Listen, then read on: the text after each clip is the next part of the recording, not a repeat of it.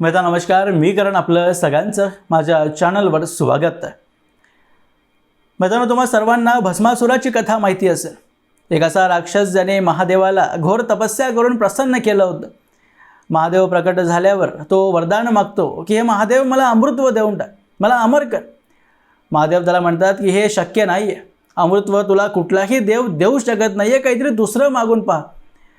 भस्मासुर म्हणतो की अमृतत्व देता येत नसेल तर मग तू मला असं वरदान दे की ज्याच्याही डोक्यावर मी हात ठेवेन तो भस्म व्हावा, त्याची राख होऊन जावी।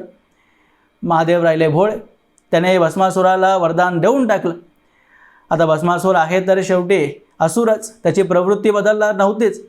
मिळालेल्या वरदानाचं सर्वात पहिलं प्रयोग आपण महादेवावरच करावा अशी इच्छा ठेवून महादेवाच्या डोक्यावर हात ठेवण्याचा प्रयत्न तो असुर करतो। महादेवाला जेव्हा कळतं की हा तर आपल्यावरच प्रयोग करायला पाहतोय तेव्हा ते तिथून पळून जातात। पुढे कथेत काय घडतं हे सर्वांना माहिती आहे आणि त्याचा वध कसा केला जातो हे काही वेगळं सांगण्याची गरज नाही। ही कथा सांगण्याचं तात्पर्य फक्त एवढंच होतं की महादेवाला भस्मासुर काय करणार आहे हे अगोदरच माहिती असणारच आहे। भविष्य महादेवाला माहीत नाही याचा विचारही करणं मूर्खपणा असेल, पण तरीही महादेवाने भस्मासुराला असं वरदान दिलं की तो त्यांच्याही डोक्यावर हात ठेवून त्यांना भस्म करू शकतो। आणि असंच महाराष्ट्रातही शरद पवारांनी एक भस्मासुर जन्माला घातलेला आहे, ज्याला स्वतःच्या हातानेच त्यांनी तयार केलेलं आहे। आणि आज शरद पवारांना लक्षात येतं आहे की तो भस्मासुर आपल्यालाच भस्म करायला निघालेला आहे। ते दुसरे तिसरे कोणी नसून स्वतः मनोज जरांगे पाटील आहे। तुम्हा सर्वांना आठवणीत असेल, जे लोक या चॅनलला या सर्व प्रकरणादरम्यान फॉलो करत असतील, तेव्हा मी अनेक व्हिडिओजमध्ये हे म्हणालो होतो की जरांगे पाटलांच्या मागे जे करता धरता आहेत ते शरद पवार नाही आहेत। जरांगे पाटलांचं मुंबईत येणं, आंदोलन करणं यामागे एक फॅक्टर शरद पवार असू शकतात, पण त्यांच्या मागची शक्ती ही कोणीतरी दुसरीच होती आणि त्याबद्दल मी एक व्हिडिओ बनवणार आहे। त्याची माहिती माझ्याकडे आली आहे आणि त्याबद्दल आपण सविस्तर चर्चा करणार आहोतच। पण जरांगे पाटील जेव्हा मुंबईत गेले, आंदोलन केलं आणि देवेंद्र फडणवीसांकडून GR घेऊन स्वतःच्या पायावर दगड मारून घेतला। आणि जरांगे पाटलांनी सर्वात महत्त्वाचं वक्तव्य ते GR घेतल्यानंतर ते केलं होतं की मराठ्यांच्या मागण्या आता पूर्ण झाल्यात, मान्य सरकारने केलेलं आहे, मराठ्यांनी आता उत्सव साजरा करावा, आपला विजयी झालेला आहे। ज्यामुळे देवेंद्र फडणवीसांनीच मराठा समाजाला आरक्षण देऊन न्याय केल्याचं नरेटिव्ह त्यावेळी बांधण्यात आलं आणि ते आजही चालतंच आहे। तुम्हाला आठवणीत असेल की गणेश उत्सवादरम्यान किंवा 1 ते 2 दिवसानंतर कदाचित सर्व वृत्तपत्रांमध्ये एक जाहिरात छापण्यात आली होती। त्या देवेंद्र फडणवीस छत्रपती शिवाजी महाराजांना वंदन करत होते। प्रसंग गणेश उत्सवाचा होता, जाहिरात छापायचीच असती तर गणपती आणि देवेंद्र फडणवीसांची छापायला पाहिजे होती, पण जाहिरातीत आले छत्रपती शिवाजी महाराज। आणि त्याच्यापूर्वीच जरांगे पाटलांनी GR घेऊन आपला विजयी झाल्याची घोषणा केली होती। त्यातून शरद पवारांना एक संदेश होताच की राज्याच्या आणि राष्ट्रीय राजकारणात देवेंद्र फडणवीस एक अडचणी पार करत मोठे होत चाललेत, वाढत चाललेत।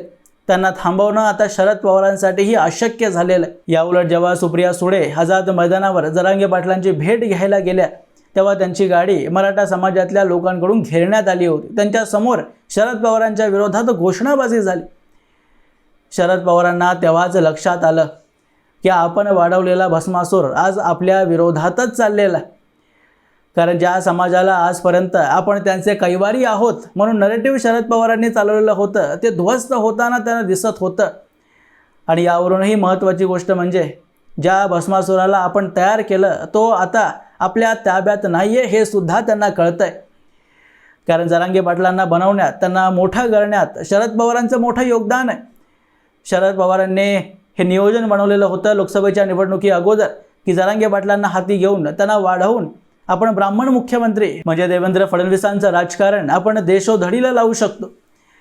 पण आज जी मिसाईल त्यांनी देवेंद्र फडणवीसांकडे सोडलेली होती ती मिसाईल अनगाइडेड निघाली।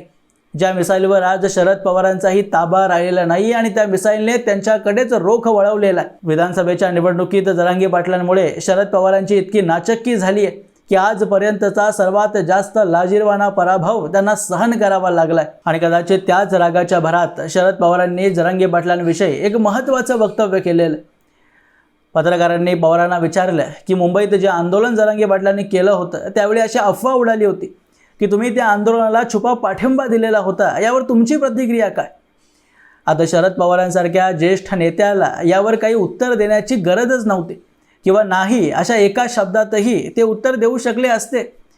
पण आपल्या मनात जरांगे पाटलांविषयी किती जास्त राग आहे, किती द्वेष निर्माण झाला आहे हे प्रकट करण्यासाठी त्यांनी वक्तव्य दिलं की ज्याचा आमच्याशी कवडीचाही संबंध नाही त्यावर बोलणं गरजेचंच नाही आहे. शरद पवारांनी इतक्या कटू शब्दांमध्ये किंवा इतक्या रागात कधी वक्तव्य दिलं असेल हे माझ्या लक्षात नाही. क्वचितच आपण हे पाहिलेलं. एकतर अमित शहांवर, नितीश राणेंवर किंवा देवेंद्र फडणवीसांवर या तीन व्यक्तींशिवाय आजपर्यंत मी तरी कोणत्याही व्यक्तीवर इतक्या कठोर शब्दांमध्ये शरद पवारांनी वक्तव्य दिलेलं खरंच ऐकलेलं नाही आहे. आणि तुम्ही जर लक्षपूर्वक ऐकलं तर शरद पवारांनी त्या वक्तव्यात एका ओळीमध्ये जरांगे पाटलांचं नावही घेतलेलं नाही आहे आणि त्यांचा उल्लेखही एकेरी केलेला आहे की ज्या व्यक्तीचा आमच्याशी कवडीचाही संबंध नाही.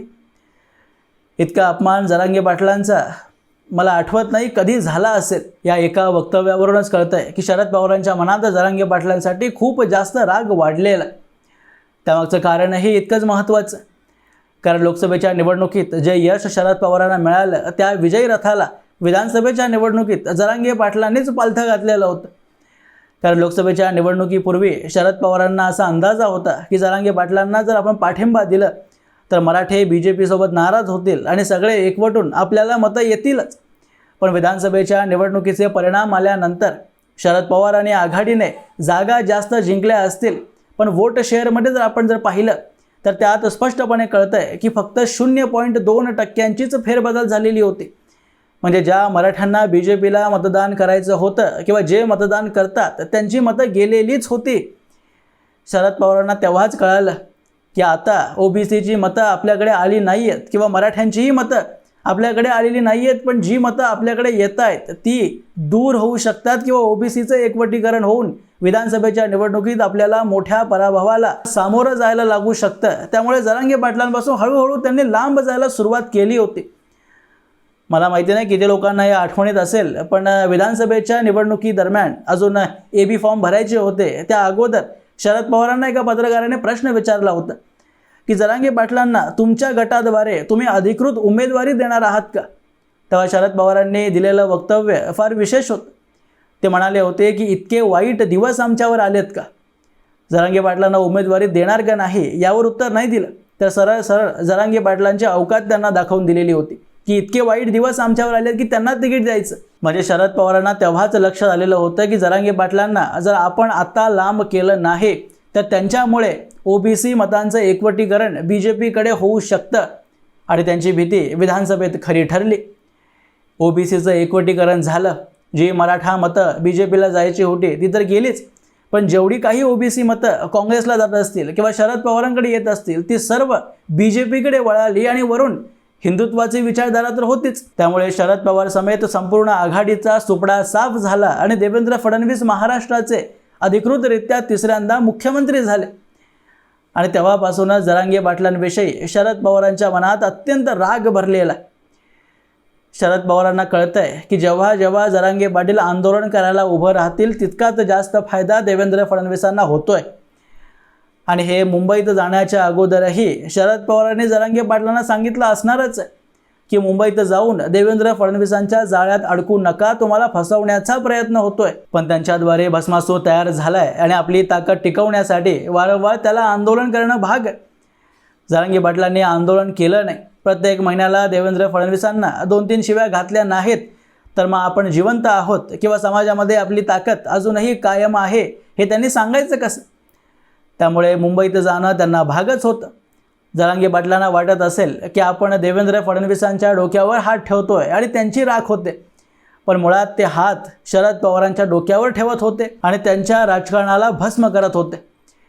शरद पवारांना लक्षात येतंय की OBCचं एकवटीकरण होत आहे आणि जेव्हा जेव्हा मराठा आंदोलन उभा राहील यावर चर्चा करायला लोक येतील तेव्हा याची दुसरी बाजू म्हणजे शरद पवारांनी मराठा समाजासोबत कधी कोणत्या काळात काय काय दगा केलाय हे सर्व लोकांना कळतंय.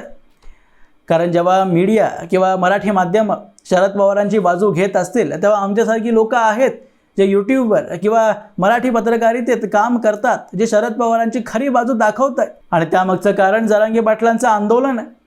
जर ते आंदोलन करायला उभेच राहिले नाहीत तर त्यावर कोणी चर्चाच करणार नाही आणि शरद पवारांचे पापकर्मसुद्धा लपून राहतील. आणि आता तर या सर्वांची सीमा पार होत सुप्रिया सुळेंनाच मराठा आंदोलकांनी घेरलं. त्यानंतर त्यांच्यासमोर घोषणाबाजी झाली. यामुळे शरद पवार अत्यंत नाराज आहेत आणि त्यांना हे सुद्धा कळतंय की येत्या स्थानिक स्वराज्य संस्थेच्या निवडणुकीत पुन्हा एकदा बीजेपीच्या बाजूने ओबीसी मतांचं एकवटीकरण होणार आहे. आणि ते होऊ नये यासाठी त्यांच्या पक्षाद्वारे मंडल यात्रा सुरू करण्यात आली आहे, जेणेकरून ओबीसी मतं आपल्याकडेही यावेत. पण शरद पवारांना यातली खरी परिस्थिती माहिती आहे की याचा काहीच उपयोग होणार नाही आहे. तरीही त्यांच्याद्वारे शेवटचं जीव वाचवण्यासाठी हातपाय मारण्याचं काम सुरू आहे. त्यांना माहिती आहे की जरांगे पाटलांमुळे आपल्याला नुकसान होतं आहे आणि त्याचा रागही आहेच. पण त्यापेक्षा जास्त दुःख या गोष्टीचं आहे की जरांगे पाटील नामक या भस्मासुराला आपण आपल्याच हाताने तयार केलं होतं आणि हा असुर आज आपलीच राख करण्यासाठी आपल्या डोक्यावर हात ठेवायला उतावळी झालेला आहे. आणि आपल्याला याचा बंदोबस्त करण्यासाठी काहीच करता येत नाही आहे हे समजून अजून जास्त पवारांची चिडचिड होते. असं मित्रांनो, याबद्दलची तुमची मतं तुम्ही मला कमेंट बॉक्समध्ये अवश्य लिहून कळवू शकता. आणि अशाच माहितीपूर्ण व्हिडिओज पाहण्यासाठी माझ्या चॅनलला सबस्क्राईब जरूर करा. भेटूया पुढच्या व्हिडिओमध्ये. तोपर्यंत जय हिंद, जय महाराष्ट्र.